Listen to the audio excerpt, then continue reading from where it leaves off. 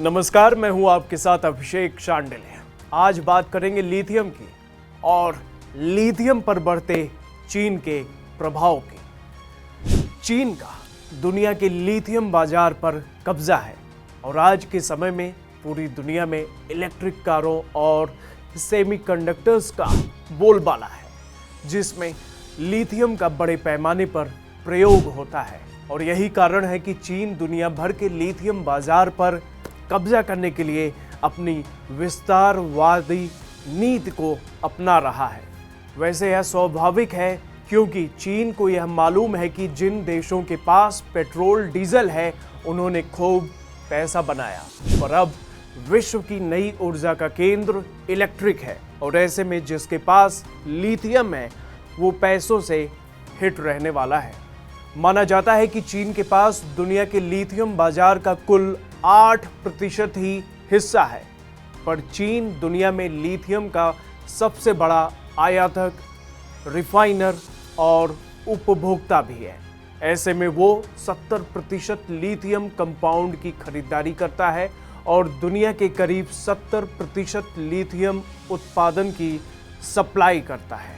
इसके लिए चीन ने दुनिया के अलग अलग देशों में जैसे जिम्बाब्वे, कॉन्गो, अर्जेंटीना जैसे देशों में कई लिथियम खदानों का अधिग्रहण भी किया है। साथ ही अफ्रीकी देशों में जहां रोड इंफ्रास्ट्रक्चर की कमी है, उन देशों में चीन भारी मात्रा में इन्वेस्ट भी कर रहा है, ताकि छोटे देशों की गरीबी का फायदा उठाकर उनसे सफेद सोना यानी लिथियम हासिल किया जा सके। एक अनुमान के मुताबिक भारत के पड़ोसी देश अफगानिस्तान में भी लगभग $1 ट्रिलियन का लिथियम भंडार मौजूद है, और ऐसे में चीन की नज़र इस भंडार पर गड़ी हुई है।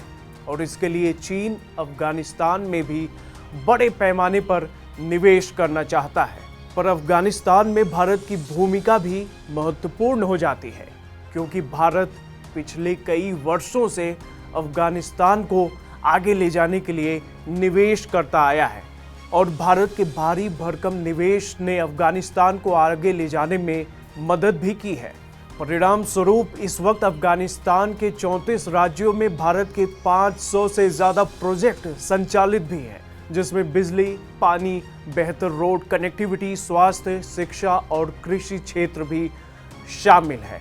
साथ ही अफगानिस्तान की क्रिकेट को भी भारत आगे ले जाने के लिए प्रतिबद्ध है, जिसे अफगानिस्तान की जनता ने भी सराहा है। यहाँ लिथियम की कहानी के बीच भारत की तरफ से अफगानिस्तान में पिछले किए निवेश का जिक्र करना इसलिए भी जरूरी है, क्योंकि भारत का निवेश हमेशा अफगानिस्तान के लिए फ्रेंडली निवेश रहता है।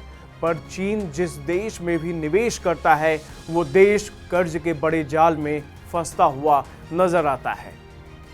जैसे श्रीलंका, जिसने चीन का कर्ज उतारने के लिए अपने बंदरगाह हम्बनटोटा को ही लीज पर दे दिया, यानी चीन को समर्पित कर दिया। वैसे श्रीलंका के अलावा और भी ऐसे देश हैं जो चीन के कर्ज जाल में बुरी तरह से फंस चुके हैं, जैसे पाकिस्तान, जिबूती, लाओस, किर्गिस्तान आदि।